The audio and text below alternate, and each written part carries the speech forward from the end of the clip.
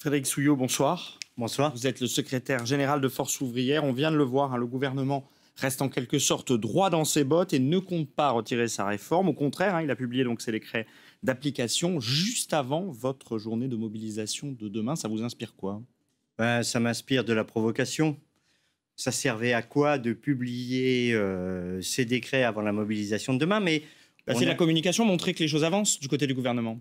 Oui, peut-être, mais comme à chaque fois, avant chaque mobilisation, il y a ou une intervention télévisée ou une interview dans la presse écrite.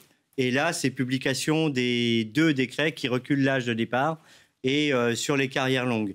Ces 2 décrets, il y en a encore 29 autres à paraître.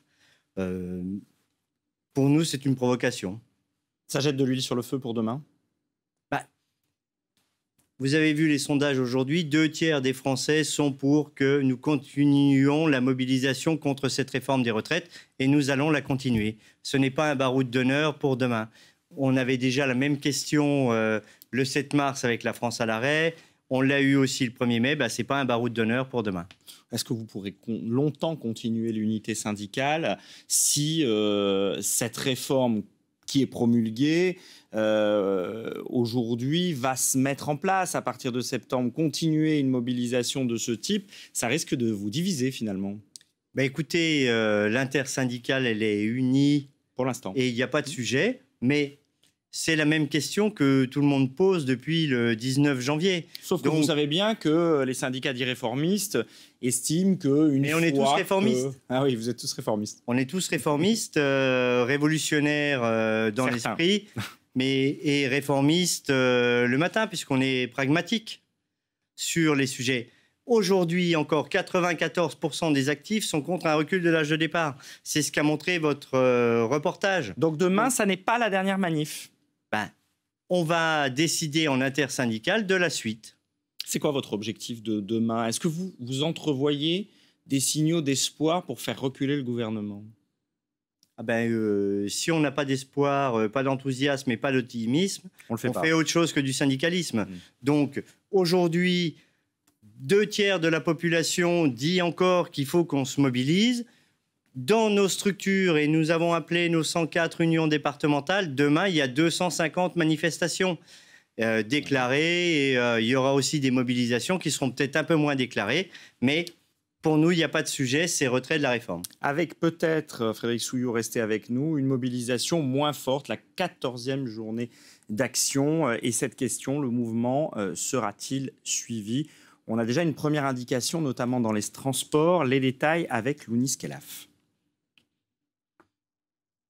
Faire pression à 2 jours de l'examen au Parlement de la proposition de loi déposée par le groupe Liot, c'est tout l'enjeu de la manifestation de demain. J'appelle solennellement Yaël Braun-Pivet à laisser les députés voter pour que les parlementaires puissent enfin donner leur avis sur cette réforme. Donc le coup de pression, c'est sur le gouvernement pour qu'il respecte les droits des parlementaires et qu'il leur permette de voter. Mais sur ce marché de Toulouse, les avis sont partagés. Pour moi, c'est classé, c'est bouclé, quoi. À l'époque de Chirac, il y avait une loi qui avait été votée, je pense. On est revenu un peu en arrière. 250 cortèges sont prévus demain. Jusqu'à 600 000 personnes sont attendues dans l'Hexagone. Un chiffre près de 2 fois moins important que la manifestation record du 7 mars, qui avait mobilisé 1 280 000 personnes. Mais cette 14e journée de contestation contre la réforme des retraites doit permettre de relancer le mouvement. Dans les transports, 1 tiers des vols sont annulés à Orly. Sur les rails, le trafic devrait être fluide. La SNCF prévoit 9 trains sur 10 au niveau national. La RATP n'annonce aucune perturbation. Côté sécurité, 11 000 gendarmes seront déployés, dont 4 000 à Paris. Frédéric Souillot, je rappelle que vous êtes secrétaire général de Force ouvrière. On vient de le voir, les prévisions de grève sont plutôt faibles, en tous les cas plus faibles que lors des dernières journées de mobilisation. Est-ce que les salariés ne sont pas résignés tout de même? Non. Écoutez, tous ceux que je rencontre, et je me déplace beaucoup, il n'y a pas que le président de la République qui se déplace partout en France. Alors moi, je ne suis pas accueilli avec des casserolades, mais non, les salariés, les travailleurs ne sont pas résignés. Et les sondages le prouvent et le montrent. Et demain, nous serons encore très, très nombreux dans la rue, même si c'est cette 14e journée de mobilisation. Et sur les grèves, on parle des grèves dans le public, mais on ne parle jamais des grèves dans le privé, puisque celle-ci, c'est entreprise par entreprise. Et demain, il y aura encore des grèves. On pourrait comprendre la baisse de mobilisation, notamment parce que, effectivement, le mouvement est long hein, dans la durée. C'est compliqué pour les salariés de faire grève. C'est des journées non payées. Et puis aussi par ce qu'on disait tout à l'heure, c'est-à-dire que la loi, finalement, est promulguée. Oui, mais enfin, comme vous le disiez tout à l'heure, droit dans leurs bottes, Jacques Chirac et Dominique de Villepin étaient droit dans leurs bottes sur le CPE et jusqu'au bout. Et la loi n'a jamais été appliquée. Maintenant, on attaquera aussi tous les décrets du journal officiel dès qu'on trouvera un biais pour que cette loi ne soit pas appliquée, qu'elle ne s'applique pas et qu'elle soit retirée. La bataille politique contre cette réforme, elle n'est pas, elle, tout à fait terminée. On l'a vu dans notre reportage il y a un instant. Il y a encore une étape à l'Assemblée mercredi avec cette proposition de loi du groupe indépendant Liot. Ça paraît là aussi mal engagé parce que la majorité présidentielle souhaite utiliser l'article 40. Est-ce que là aussi vous gardez espoir? C'est un peu votre dernier espoir finalement. Mais non, c'est pas notre dernier espoir. C'est lequel le dernier? Mais il y a toujours un espoir puisque alors le gouvernement et l'exécutif se sont servis de tous les artifices constitutionnels dont ils pouvaient pour éviter que cette loi soit votée à l'Assemblée nationale. Et il en reste, vous avez vu? Et il en reste. On va tous pouvoir faire une VAE, validation des acquis de l'expérience, sur les articles de la Constitution. Mais au bout du bout, ce serait la première fois que le Parlement pourrait voter sur cette loi. Puisque maintenant, il n'y a jamais eu vote. Il n'y a jamais eu vote. Comme Sophie Binel disait il y a un instant, c'est essentiel. Le respect de la démocratie.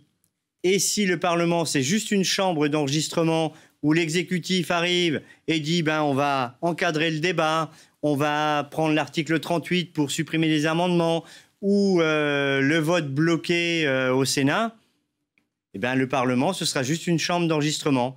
Et après, il ne faut pas s'étonner que démocratiquement, certains s'interrogent et se posent des questions. Je ne vais pas vous demander si vous rangez les drapeaux après ces dernières étapes, parce que vous m'avez répondu dès le début qu'il n'en était pas question. Mais parmi les défis qui attendent les syndicats, il y a aussi tenter de capitaliser sur cette union syndicale contre cette réforme des retraites. Comment est-ce qu'il vous faudra rester unis sur d'autres sujets? Et est-ce que c'est possible?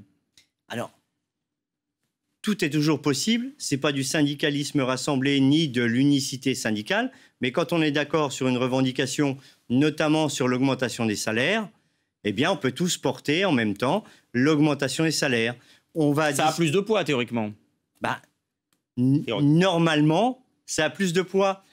Pas dans la tête de l'exécutif ou du président de la République, puisque là, il avait la totalité des organisations syndicales contre lui, une majorité de Français, et il a fait comme s'il ne le voyait pas. Donc, nous allons continuer.